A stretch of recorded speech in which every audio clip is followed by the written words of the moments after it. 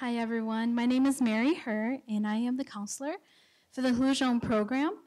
And I'm here to tell you about what Hlub Zoo is, but before I do that, I want to tell you a little bit more about my experience as a practitioner working in children's mental health services for the past 8 years. For the past 8 years, I've realized that there are a lack of resources for Hmong youth, not only that, but adults. And it's also given me a struggle. I struggle through the barriers of how do I reach out to this community and how do I, as a practitioner, serve my people. So I hope that you will enjoy my presentation about what Hlub Zoo is. It's a quick presentation, but if you have any other questions later on, feel free to let me know. So what is Hlub Zoo? Hlub Zoo is a culturally specific school-based mental health, behavioral health program serving Hmong kids ages 8 to 13 at Jackson Elementary School. So why did we choose Jackson as our primary school to focus on? The reason for that is because 60% of their student population is considered to be Hmong or speak Hmong as a second language. Hlub Zoo is also an early intervention and prevention program and provides culturally sensitive facilitation of various therapeutic models that aim to eliminate practical barriers such as transportation, language, and approach. When developing this program, we realized that there were many barriers we would have to consider before providing services. Barriers such as many of the kids that would be coming into the program or referred to the program would not have a diagnosis or a clinical diagnosis and did not have symptoms. For example, they don't act out in class or they have internalizing behaviors that were not present to the teacher. Also, the fact that mental health is looked upon as a negative concept in the community. So we had to come up with an approach that was non-stigmatizing and culturally sensitive, which would also give us time to build a trusting relationship with the children and their families. So we came up with this 2-track model design. And as you can see, many of the students would be referred to the program, and most of them came through the non-clinical track. And this is, again, kids do not meet criteria for having some sort of clinical diagnosis. And this is a phase where we would do most of the assessment. If a child had symptoms or concerns that was present, then we would assess the child and look at developing a diagnostic assessment or looking further into whether or not this child would need meet criteria for more clinical services.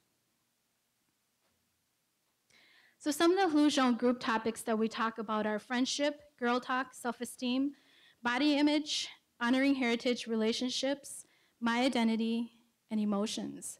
The two that are highlighted, honoring heritage and relationship, was two concepts that we really talked about in the program, especially with the kids. They wanted to know more about their culture. They wanted to know how to communicate with their parents, how to better build that bridge in communication and tear down some of those barriers. And we talked about those. Not only that, but in my conversations with parents, they also disclosed the same information. They told me that they were having a hard time connecting with their child. Many times they don't even talk or said 5 words to each other in one day. And that surprised me, that both wanted to communicate with one another but had a hard time doing so. And so honoring heritage, we do a lot of cultural education, teaching them about the history of the Hmong, just talking about cultural traditions and practices. And also, again, that relationship piece was very important to many of the kids. So I can sit here all day and I can tell you about Hlub Zoo and just the research behind what we did, but I think the most powerful way to tell you about this program is through the stories. And so I came up with a case scenario of Pang. Pang came to us through a referral from her teacher. And by the way, before Pang came to us, one of the hardest barriers that we had to conquer was educating the educators about mental health among kids. And when I started that process, it was very hard because many of the teachers would tell me, the Hmong kids in my class are quiet, they don't have many issues, they're fine, they don't act out, and so we don't know if this service is really beneficial for them. And so I challenged some of the teachers and said, so how are they doing academically? Are they speaking up in class? Are they isolating themselves? Are they shy? And as this teacher, Pang's teacher, started thinking, he realized that, he had many students in his class that were like that, especially Peng. So he told me about her and said, I think she might be a good candidate for this program. And I said, okay, well, let's have her come in. I met with her parents, and they agreed to the services. And we talked about it in a very non-stigmatizing way. I just described symptoms, the reason for the referral, and possible transition to clinical services if that's what she needed. And the parents were very open to that. And throughout the time, Peng was very quiet. In group, she probably said 2 to 3 words, and sometimes I had to prompt her into saying yes or no to answer my question. And I realized, is it cognitive or is this mental health? So I had to do a lot of assessing to determine whether or not she did have a mental health issue, or is she just shy?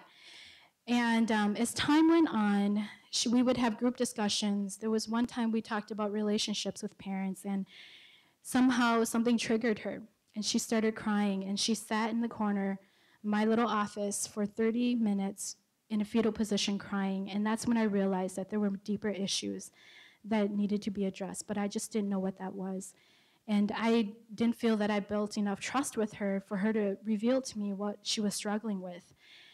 And after a year and a half, a month into her graduating from the program, and a month into her graduating from 6th grade, she finally revealed to me that she was sexually abused as a little child and was still dealing with those issues.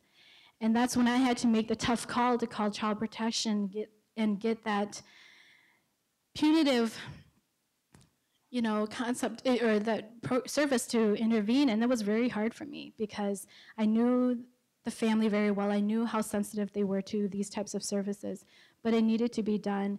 But now she has gotten some services, a DA, and continued to receive services, ongoing services. So I'm really happy to hear about that, although she's no longer with us at Hlub Zoo. This is not a typical Hlub Zoo case. There is no single example that could capture the various experience and personalities of the girls I have met. Hmong girls are not all the same, but this story holds a few elements shared by multiple girls, and a story that portrays the importance of the design of Hlub Zoo in addressing barriers to mental health services. So last year we did a satisfaction evaluation of the Hlub Zoo program, and overall, students, parents, and the school staff expressed satisfaction. Students felt listened to and understood. They also enjoyed participating in the groups. Parents saw the program staff as helpful, and students and parents would recommend Hlub Zoo to others. Our future.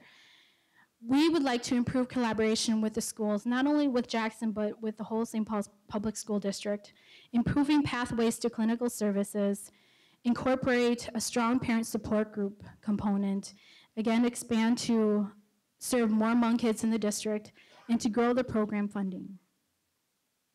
These are a couple quotes that came from the evaluation, and I'll read them to you. Being a Hmong girl is hard because you have to help your parents and your family. You will have to listen to your parents and do all the chores. You will have to be more responsible for your brothers and sisters and yourself. And this is from a parent. When my daughter was little, she used to tell me that she wished she was someone else. Being part of Hlub Zoo, she has learned to accept herself and her culture. Thank you.